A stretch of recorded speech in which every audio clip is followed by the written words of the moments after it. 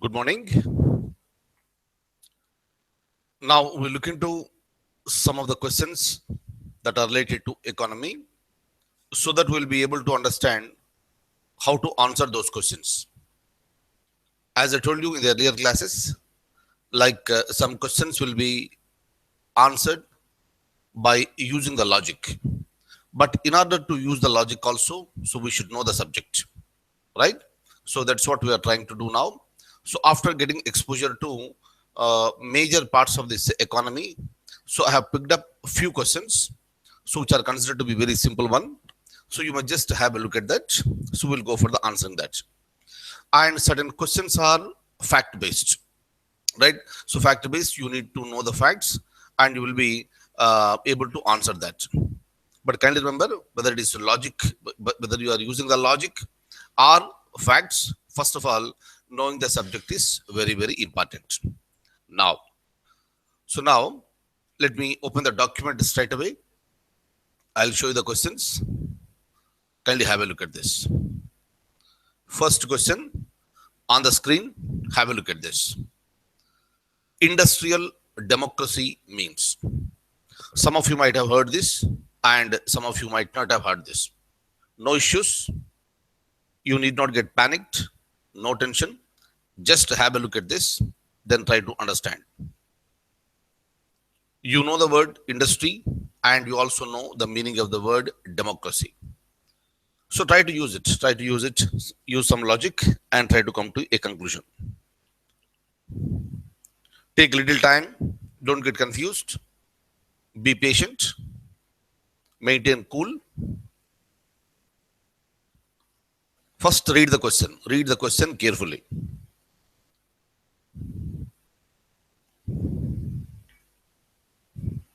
So after reading that, so then you can go for ABCD. Then you look at the options one after the other. If you are clearly aware of this, that's fine. Otherwise, also no issues. So this is the place where you need to use the logic. Labor participation in management. Labor participation in management means participation of the labor in decision making. Liberalism, it is not just the management that is taking all the decisions, but you need to consult the labor too. Meaning is simple, you are trying to bring in the concept, the more concept of democracy into the industries. So obviously, so this particular statement A is looking very, very near to that. And look at this. B, establishing trade unions for laborers. That is a part of the system. Government of labors. Nationalization of industries. So if you look at all these 1, 2, 3, 4 very clearly, A is looking very, very near to that, and that is the actual meaning of the industrial democracy. So this is the participation of the labor in management, meaning participation of the labor in decision making. Management is expected to consult, right? In a democracy, consultations are must, and that is what is happening in industrial democracy. Right? So look at this answer. Answer is A. You may have a look at the question once again. Now, am I clear? So now, if you look at the question number 2, for such type of questions, you can straight away go to the answers. In which plan phase industrialization was initiated? Industrialization was initiated. So we already, while discussing about planning, 5-year plans in India, so we understood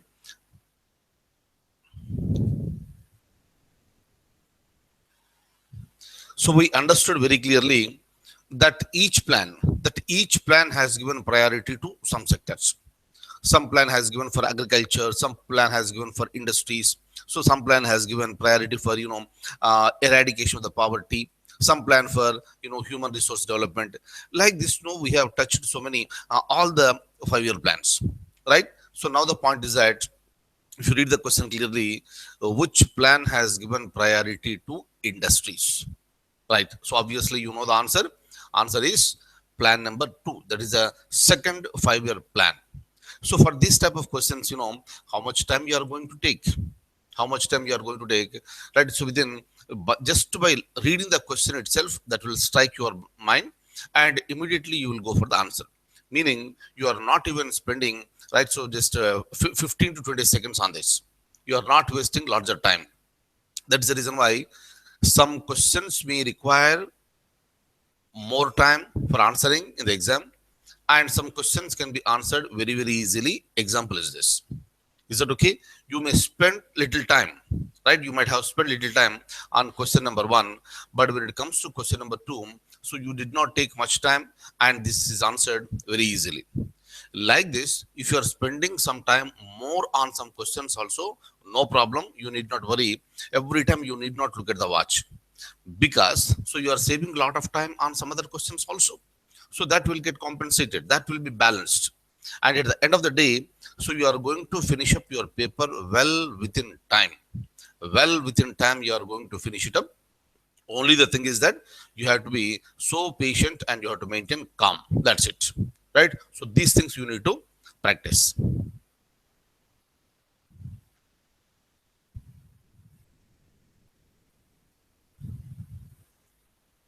Look at this.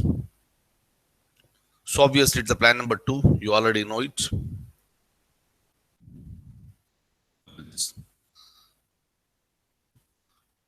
Which is the first export processing zone declared as free trade zone in India? Declared as a free trade zone in India. Santa Cruz, Kandla, Fatla, Noida. First of all, let's try to understand what exactly is the free trade zone. Right. So when you speak about the free trade zone, so this is an area, is a port, right? Is a port where there is no imposition of the export and import duties. So whenever you are sending something from outside from India, and whenever you are getting something into India, you need to pay the taxes. But in this, what happens is that free trade zone, in that particular port, you need not pay any import or export duties. Can you remember? So that is the place where goods are imported, and the goods may be processed within a particular limited area, and again those goods can be again exported, and that is called free trade zone. And in some of the ports, no import and export duties will be imposed. If it is so, that particular zone is called free trade zone, and every port is not a free trade. Am I clear? And if you are announcing something as a free trade, so you are trying to promote the business. Am I clear? So within a particular area.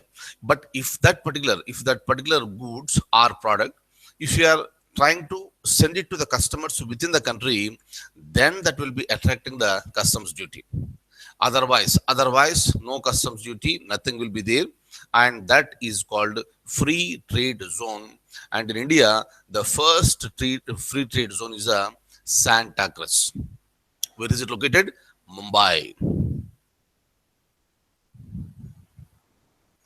So hopefully from now onwards, wherever you come across with the words, free trade zone, so you'll be in a position to follow very, very easily. Look at this.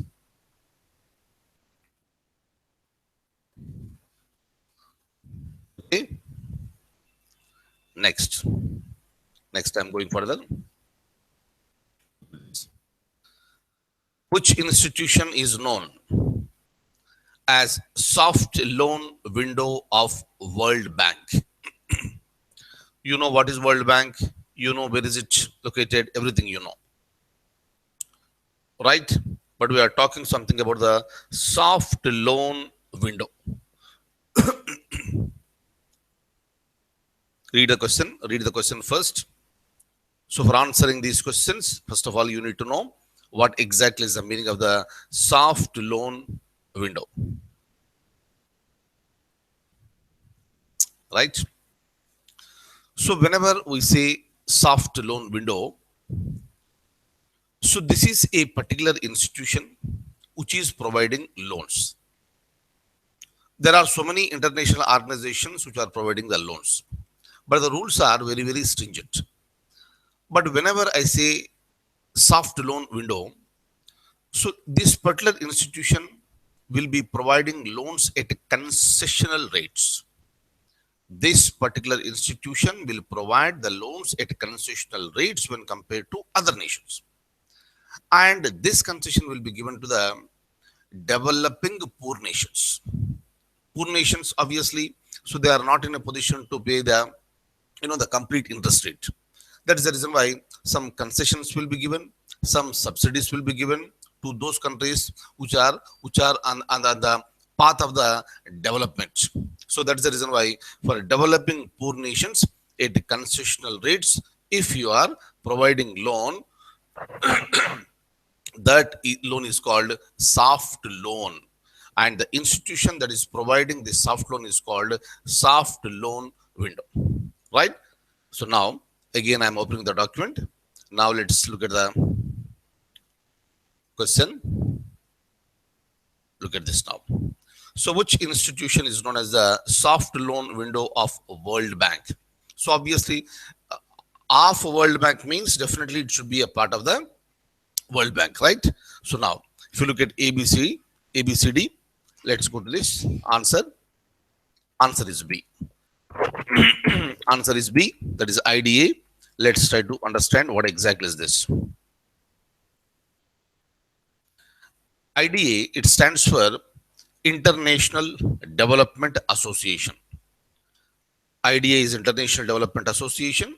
It's a part of World Bank, and it is also located in Washington, DC. And it will provide concessional loans and grants to the poorest developing countries.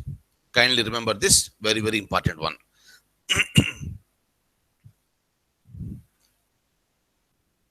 Now look at this. So for example, if you want to answer these type of questions, obviously they are completely fact-based. Fact-based, you can have a look at this. Finance Commission is appointed by the President of India under the Article ABCD, Article 256, 280, 356. So many times, we have used it. Article number 200 and EIT 280.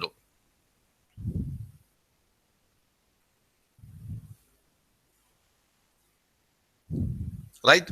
So here you need not spend so much of time because you know the answer. Straight away you are going for the answer and you are saving a lot of time. So with respect to Finance Commission, it is the President of India who is appointing the Finance Commission every 5 years. Who is appointing the Finance Commission every 5 years. And in India so far, 14 Finance Commissions have been appointed. First commission was appointed in the year 1951. Right, and right now it is a 14th Finance Commission, and that 14th Finance Commission also submitted the recommendations, and those Finance Commission recommendations, 14th Finance Commission recommendations, are in operation now. So whatever the recommendations that are given by 14th Finance Commission, they are being implemented, right? But what are the recommendations that are given by Finance Commission? It's a huge task for the Finance Commission. But what are the recommendations? Finance Commission recommends about the division of taxes between central government and state government. You know what is the taxation system? Central government will collect the taxes. State government will also collect the taxes. But what are all the proceeds that are received by the central government that cannot be enjoyed by the central government completely, but you need to give a share to states. You need to give a share, means some percentage has to go to the states. How much? How much? That is the point. And that how much will be recommended by the Finance Commission. Kindly remember, many times during our sessions I discussed, wherever you are coming across with the word commission, commission is always advisory in nature. Finance Commission is also an advisory body to the government of India, and it will advise that how much percentage can be given to the states. Clear? Whatever the revenue that is coming, whatever the proceeds that are being received by central government, from that some percentage has to be shared with the states. Is that okay? And number two is that, and see here, they will ask you in the examination how much percentage has been recommended by 14th Finance Commission. 14th Finance Commission answer is 42%. Answer is 42%. Kindly remember, 13th Finance Commission, it was a 32%. From 32, it has been increased to 42%. Right? Kindly remember, 42%. This is what is recommended by 14th Finance Commission. Generally, the recommendations given by the Finance Commission are accepted by the government. Generally, not a compulsion. Am I clear? Now, that is one. So it will recommend about the division of taxes between central government and state governments, number one. Number two, it will also recommend about the grants in aid to be given by central government to the states. Clear? So please remember this one. And when it comes to the grants in aid, that depends on various factors, and that will vary from state to state. Am I clear? So please remember, what is the article? Article number 280.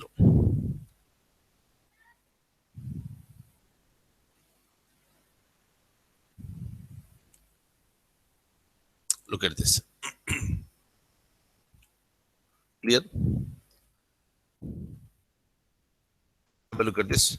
The first Finance Commission was constituted in the year 1951. It may be a possible question. And who was the chairman for the first Finance Commission? Answer is K.C. Niyogi. And the chairman of the 14th Finance Commission, Y. Venugopala Reddy, otherwise Y.V. Reddy. And 14th Finance Commission recommended for 42% of share to the states. 42% of the share to the states in the net proceeds of the union tax revenues. Please read all the points once.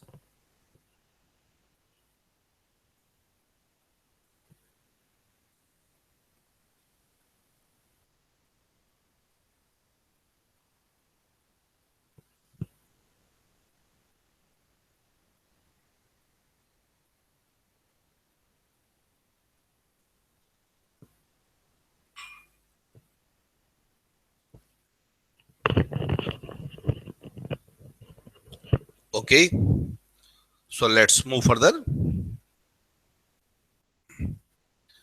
National income estimates in India is prepared by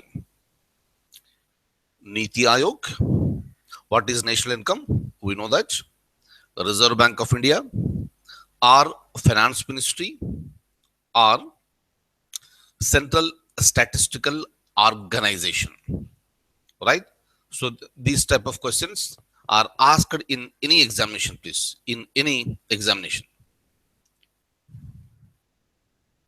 Answer is D, that is Central Statistical Organization. Look at this next. National income is the money value of final goods, services, intermediary goods, or final goods and services produced annually in an economy. In an economy. Right?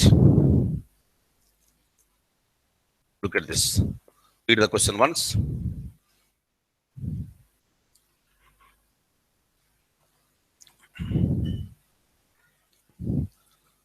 Right. So what is national income? What is per capita income? So these are all the points that have already been discussed during our various sessions on economy. Right. I'm still moving further. You know the answer for this. Since you know the answer, look at this. Who has been appointed as the first vice chairperson of NITI Aayog? NITI Aayog, we discussed many times. national institution for transforming India, which was formed by Scrapping Planning Commission on January 1st, 2015. Okay. All right. So we know the date. Kindly remember the date. It is the date of commencement of this NITI Aayog, and chairperson is the Prime Minister himself. But the question is related to the vice chairman or the vice chairperson of NITI Aayog. Is that okay? And the same first person is continuing even today also. Is that clear? So meaning, so tomorrow if you are writing the examination, today you are writing the examination. So answer should be the first vice chairperson is the same vice chairperson who is present today. Is that okay? That is Arvind Panagaria. Am I clear? That's the reason why if you come across with the words like first, don't get confused. I know that you are clearly aware that the present vice chairperson is Arvind Panagaria. But by looking at the word first, you need not get panicked. Just again, you need to maintain cool. Am I clear? So this is how the questions will be answered. Is that okay? And sometimes here, especially in the state level examinations or in the examinations like SSC, it will be given like this. If you look at options B and D, Arvind and Arvind. So this may cause a little confusion. Don't get confused. Have a clarity first of all. Automatically you will have the clarity, right? So if you maintain some balance, very very important. Arvind Subramanian and Arvind Panagaria. You have to be very sure. Just by looking at the word Arvind, don't jump to option B. Okay.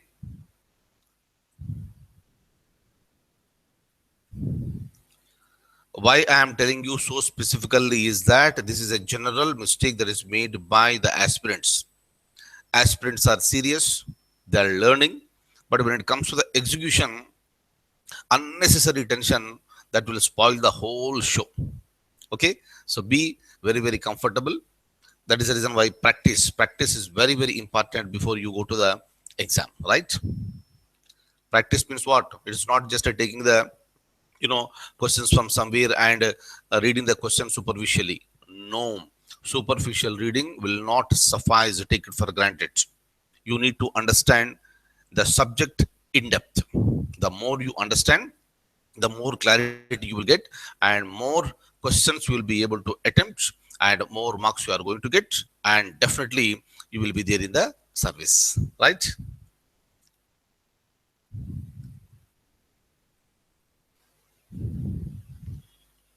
Next, this.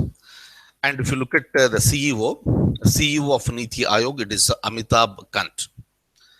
And the previously it was Sindhu Sri, but right now it's the present CEO of NITI Aayog is Amitabh Kant.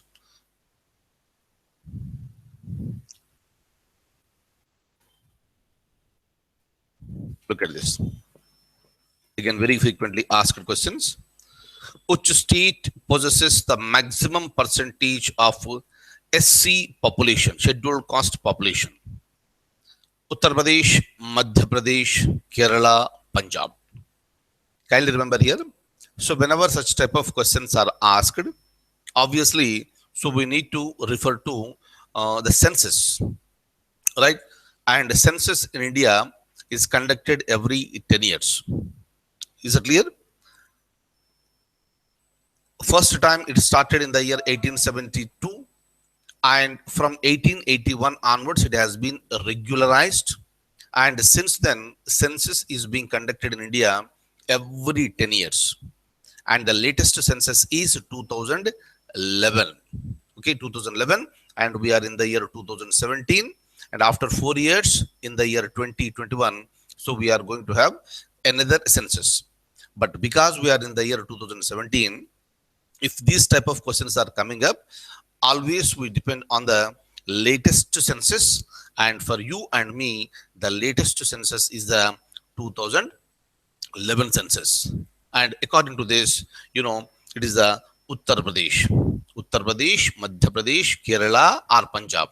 Answer is Uttar Pradesh. Look at this. Look at this.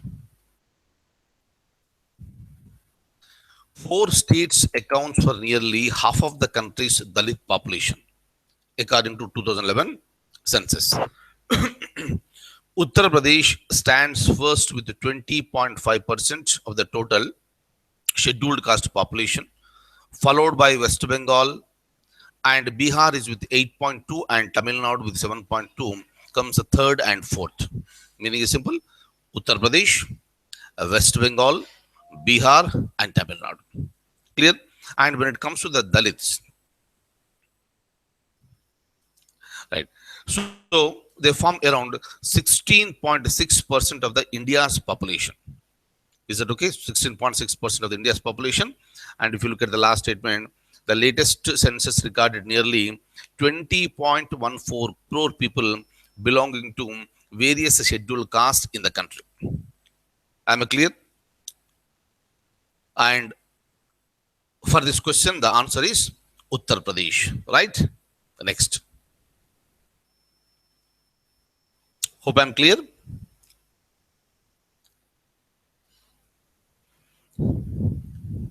Anyways, all these things will be uploaded. You can have a look at this very leisurely also. But it is always better when you are there live, when you are watching the video. Watch carefully, listen carefully, and try to remember carefully. Right.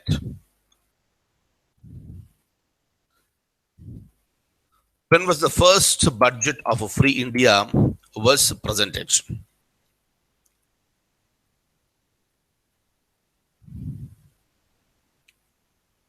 Possible question. So when it comes to the budget presentation, we know that generally the budget is presented on the last working day of February. So this is what we are following for quite a long period of time. But this year, so it is going to be presented on February 1st. Those things we have discussed. Okay, those things again we'll talk it later.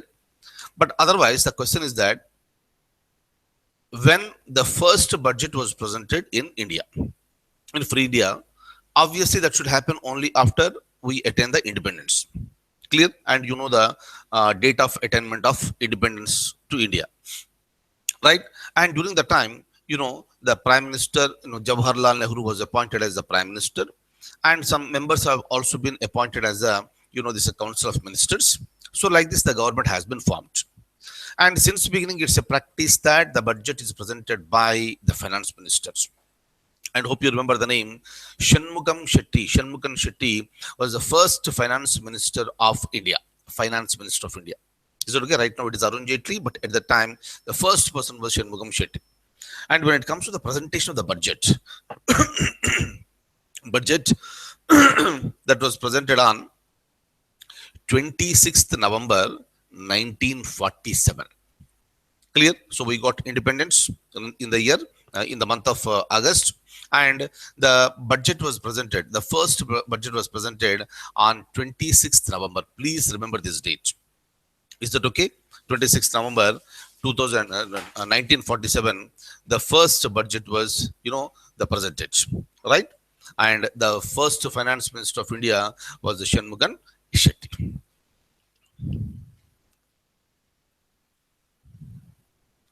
And it is easy for you to remember, this November 26th. Is that okay? November 26th.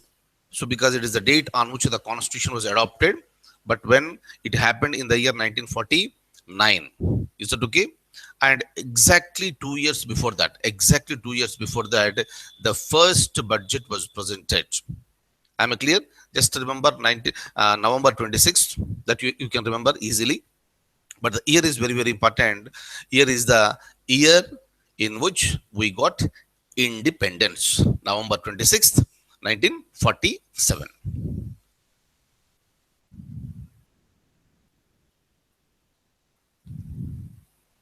Right?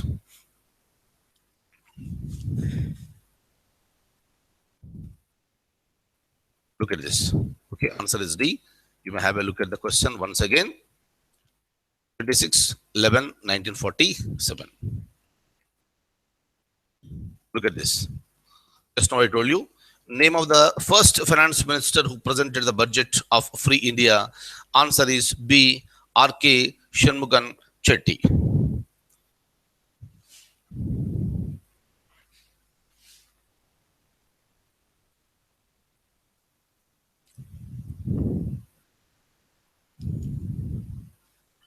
Okay? Look at this. NABARD was established on the recommendation of Public Accounts Committee, Shivaraman Committee, Narsimham Committee, and none of the above.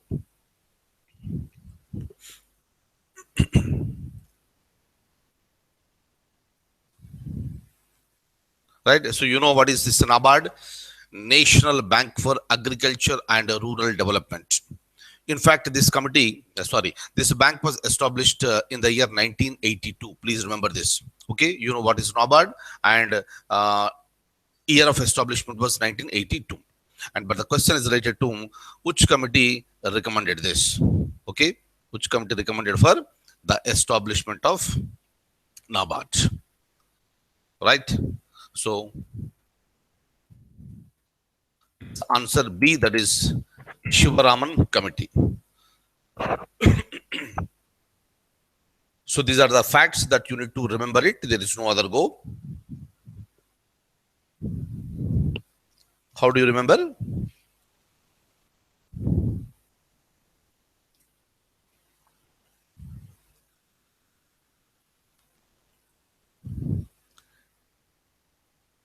Saying remember will be so easy.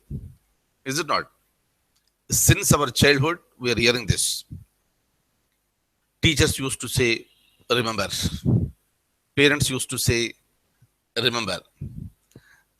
All elders used to say, remember. But there are so much of subject is there, so many subjects are there, so many facts are there. But how to remember this? It's a really very, very difficult task, right? So that's the reason why the only solution, the only solution for remembering is that you need to keep on revising. So the more you revise, the more you remember. Clear? And the purpose during your school days, college days, and your university days, that was different from today's purpose. So that was academic, and you wanted to score more, and you wanted to top. That's a different thing. But here, the criteria is completely different. This is a competitive examination, right? Lakhs of people are competing with you. So in this exam, right? And lakhs of people will be attempting the same paper. Obviously, different papers are not given. Same question paper will be given to all the candidates in the a particular examination. So out of these lakhs of people, you need to excel. Clear?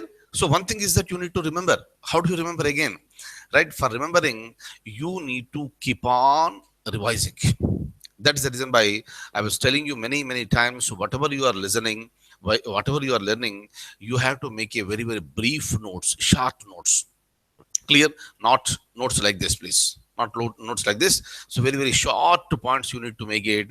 And those short points you need to keep on revising. Clear? So whenever you become the serious to crack any service, so that is the time you will start, making the notes. Right? Making the notes, which is very, very brief, and only you should be able to understand that one. Is that okay? Only you should be able to understand. Others, if they are understanding or not, that is immaterial, because you are preparing for yourself, and you need to write according to your own convenience. That's it. Clear? And if you keep on writing long notes, then what will happen? That will become a burdensome. Right? You need to read. You're not revising, but you will be reading it, and that reading will not be possible every time. That's the reason why whatever you are learning, make a very, very short points. Clear? And those short points can be written in any form that can be understood by you. Am I clear? Right? So this is how by revising, so you'll be remembering for a long period of time, at least till you crack the exam. That's it. Right? So please do it. You'll be really successful. Take it for granted.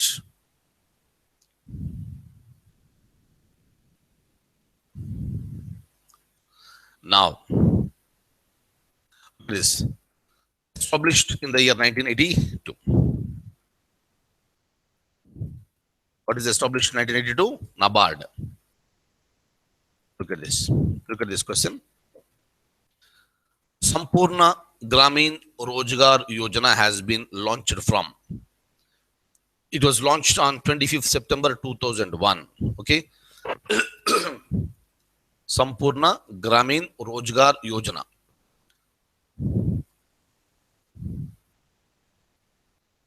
Look at this. Expenditure method is also called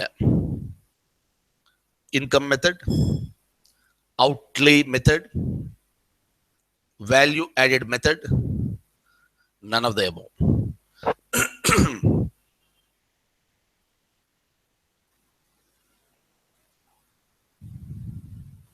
Right. Now, I would like to tell you something, my dear close friends. During our classes, very frequently, I tell you that please read books. Right? The advantage of reading books is that if you are preparing for a specific competitive examination, right, and if you want to crack only a particular examination, for certain examinations you may avoid reading the books, provided the concerned faculty members are really excellent and doing a good job and enough notes is being provided. But I always suggest anyone, wherever you are, you have to read books. If you read books, what will happen? So you'll be coming across with some other additional points. For example, here, if you look at the question, expenditure method is expenditure, that's it. Expenditure method cannot be income. Expenditure is different, income is different. But here the question is that expenditure method is also called. But how do you come to know about this? All right. So for this reason, what will happen? You need to read certain books. If it is one book, two books, or three books, right? We don't know whether every point is present in a single book. That is the reason why some people will ask me, sir, please suggest some books for a particular subject, right? Right. So only, and they will ask me, they will demand that one suggest only one book because they cannot read many books, right? So then during that time, it's really becomes very difficult, especially for the higher level examinations. Higher level examinations like, IAS or Group 1, these are the higher level examinations. Suggesting a single book will become really difficult task.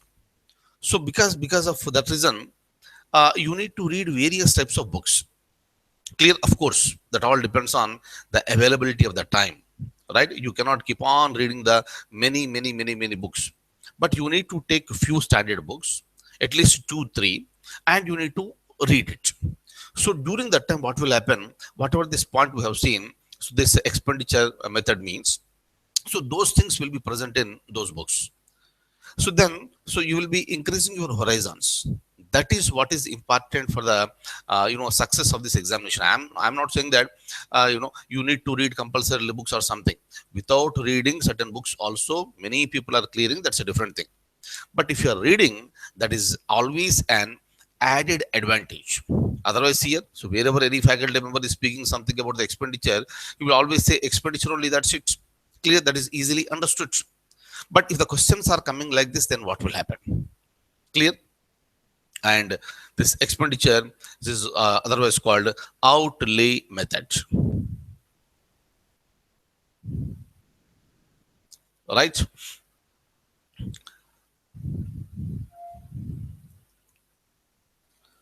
And otherwise, I will also give you another solution. You should continuously read one newspaper. At least one newspaper, good newspaper, standard newspaper, you should be reading it. So that newspaper also will be giving, these various terms like this. So during that time, if you are not aware of something, come on, refer to the concerned material, right? Refer to the respective material, and come on, you will come to know about this. So once you know a particular point, you will feel so happy. You will feel so happy because you will practically know that your knowledge has been enhanced.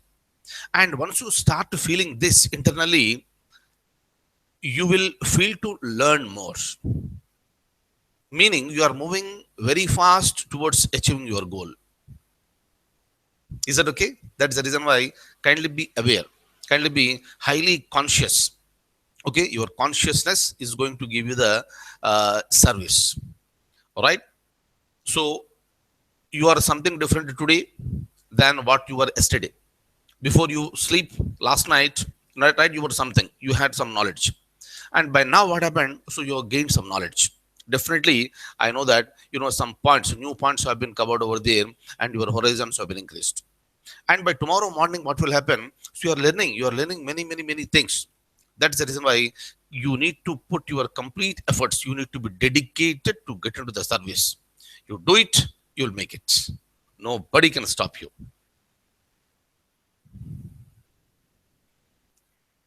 Look at this, right? Expenditure method is also called outlay method.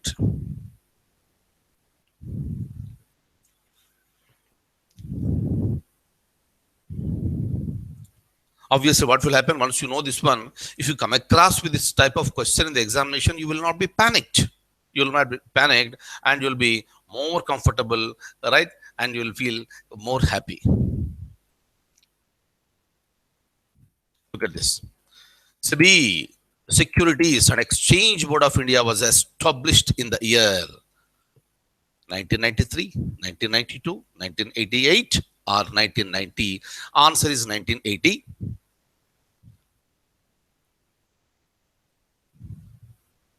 Right. So what is the answer? Answer is 1988. See, when it comes to SEBI, so this is considered to be a market watchdog. So tomorrow it may be a question: which of the following institution is considered to be excuse me,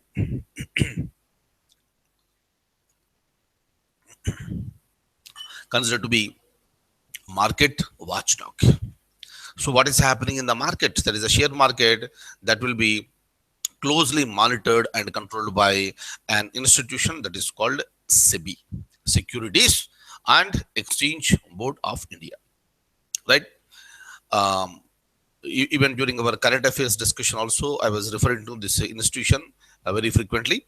But otherwise, I will have a special session on SEBI sometime, so that you'll be understanding more points with respect to this particular institution. But frequently asked question is that when it was established, answer is 1988. Remember, this institution SEBI was given statutory status. Statutory status and statutory powers were given to SEBI in the year 1992. Established in 1988, statutory status was provided in the year 1992. Right. So during that time, SEBI Act was passed by the Parliament, and statutory status was provided in the year 1992. Is that okay? And name of the chairman of SEBI is always a question. When it was established, that is one question. And the second question is that which institution is considered to be a market watchdog? That is one thing. And the next thing is that who is the present chairman of SEBI? So answer is UK Sinha. Right now it is UK Sinha.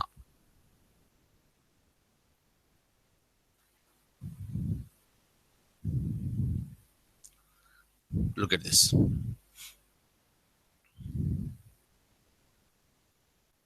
Right. So answer is C. That is 1988.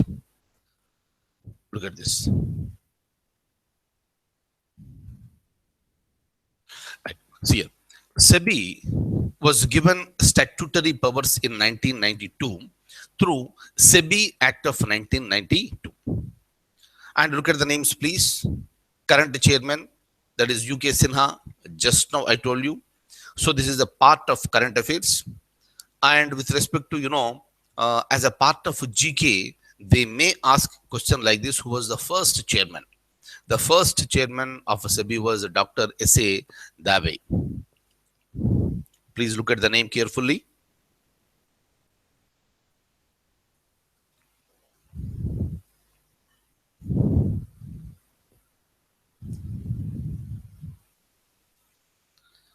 Okay.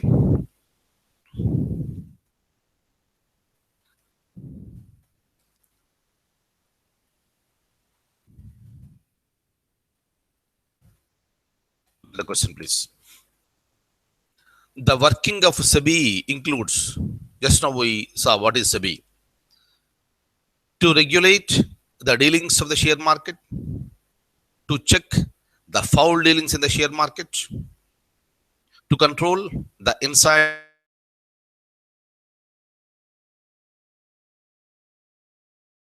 SEBI. ABC. Kindly read once again.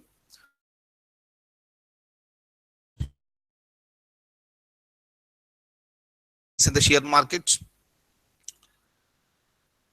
to control the inside trading of the shares, and up,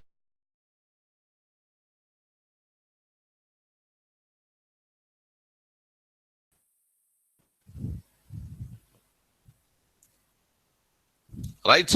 Next, I'm going.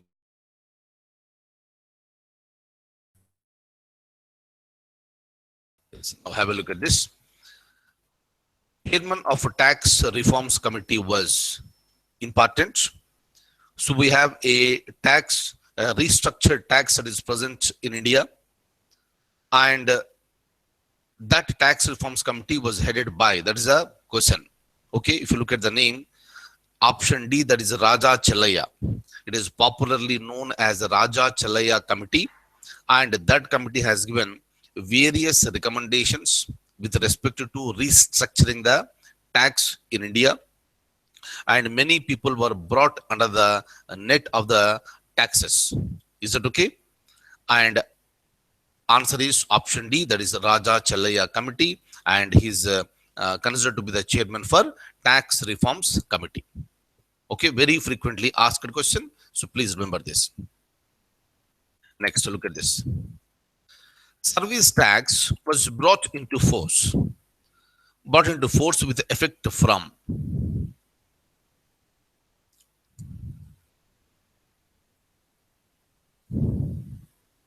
So you know what is service tax, right? So from wherever we are getting the services, we need to pay a tax. That is called service tax. And whenever a new tax has to be imposed, for that reason, Constitution has to be amended. Meaning every tax has to be mentioned in the Constitution. For that reason, Constitution was amended, and a new tax called service tax was included in the Constitution, right? And this happened in the year 1994. So since 1994, there is a concept called service tax. Initially, very few areas were included, and today the net has been increased like anything. So today, service tax has become one of the very, very, very important component for the government to earn more revenue. Is that okay? This is what is happening. And very frequently, from time to time, the government is increasing the tax. When it was introduced for the first time in the year 1994, it was just 5%. It was just 5%, and today it is how much? 15%. It is 15%. So periodically it has been increased, right? And the number of services were also increased, and the tax was also increased from 5 to 15%, right? So kindly this remember this one. It is in fact 14% plus zero point 0.5 plus zero point 0.5. Altogether, it is becoming 15% as of now. Clear? 0.5% is the cess of on this what is called Swachh Bharat. Meaning, so this 0.5% will be going for the money is going for the implementing the scheme called this Swachh Bharat, right? And another 0.5% is going for the implementing the scheme called Krishi Kalyan Yojana. So these are the two things. That is the reason why 0.5 plus 0.5 and 14. So altogether it is becoming 15%, right? So that division is done by the government, but otherwise we will be paying 15% as a service tax, right?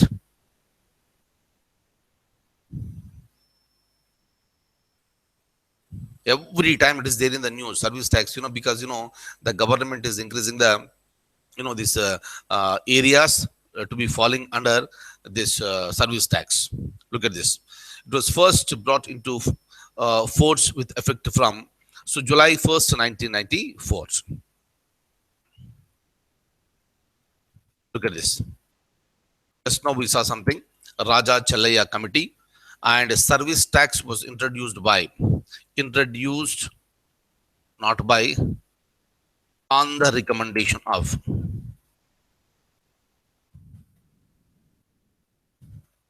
Look at this. Yeah. Service tax was introduced on the recommendation of Raja Chalaya committee. Initially, it was 5%, and from June 1st, 2016, it became 15%. Right? Look at this. You can have a look at this. In 1991, the government set up a tax reforms committee under the chairmanship of Raja Chalaya. So this committee is to examine then tax structure of the country and suggest appropriate changes therein. In its report submitted to the government in January 1993, it has made several recommendations for reforming India's tax structure. Out of so many recommendations, one recommendation is the service tax. And that came to the picture in 1994, and since then, even today also, so the service tax is being imposed. Am I clear? And kindly remember, anything may be a question. Who was the chairman for this committee? Already you know, it is Raja Chalaya. And when it was appointed, 1991. Is that okay? And this is basically meant for recommending the changes, reforms in the tax structure that is existing in India. Out of that one recommendation is the introduction of service tax. And that service tax came into the picture in 1994.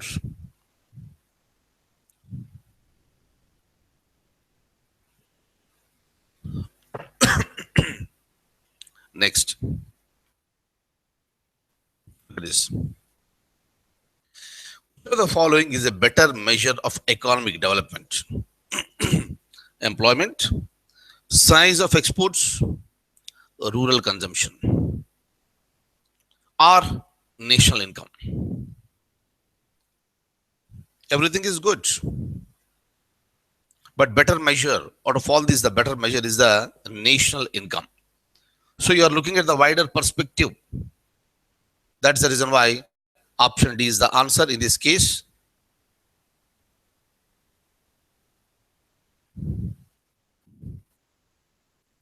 This point we have already discussed. Kindly have a look at this. How many banks were nationalized in the first nationalization of the private banks that happened in the year 1969? Obviously, answer is option B. Right, hopefully you remember this. We have discussed very extensively while discussing about the planning. At the time, Srimati Indira Gandhi was the Prime Minister, and in the year 1969, 14 banks were nationalized. Again, it happened. Again, it happened later over a period of time. So even during that time, also, it was Srimati Indira Gandhi who was the Prime Minister of India, and it happened in the year 1980. First time, 1969, 14 banks. Second time, 1980, 6 banks. Remember this. Anything may be a question. Okay, 1969, 1980. At both the times, Srimati Indira Gandhi was the Prime Minister. First time, it was 14 banks, and second time, it is a 6 banks. Right?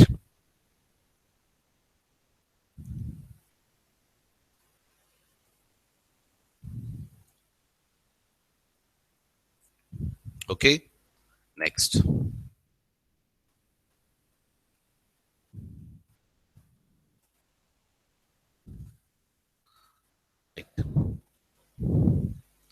Hopefully, everybody should be able to answer this. Of course, you can see the answer very clearly on the screen. Foreign currency, which has a tendency of quick migration, is called. Migration means it's going out. Foreign currency, it came to India and it is getting migrated quickly. If the tendency is present, what is this called? While talking about the LPG reforms, liberalization, privatization, and globalization, I made it very, very clear. That's a concept called foreign institutional investment has been permitted, and that foreign institutional investment will be done is permitted for investing in the stock market. How long it will be there, we don't know. At any time, the money can be withdrawn, right? And because it can be withdrawn very easily, and the money will be migrating out, right? And during that time, I told you it is called hard currency. Hope you remember this. Clear? So this is how you need to answer the questions. Clear? So you will be comfortable with answering these type of questions. So once you start learning the subject, right? Hopefully you remember that during that time I made it very clear. FII, right? So is otherwise called hard currency because of its tendency that at any time it may be taken away. Look at this. Another important one. Recently, the base year for index of industrial production has been changed to. You please remember this one, right? Even the GDP based year also changed to 2011 and 12. Please remember this, which is the base year for index of industrial production. Answer is 2011, 2012. You know this already. Similar type of question. Read the question. How many banks were nationalized in the second nationalization of the private banks in 1980? Answer is 6. That is option C.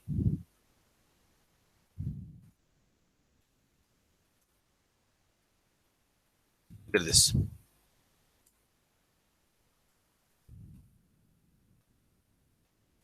This public sector means, you know the meaning of this. But I want you to read all the options, please. A, B, C, D. D is none of this. A, B, C, D. Please read. Government ownership on commerce and trade. So that is the answer, public sector. So we discussed this point many times during our sessions, right?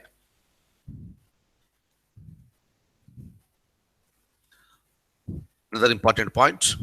India's green revolution is most successful in wheat and rice.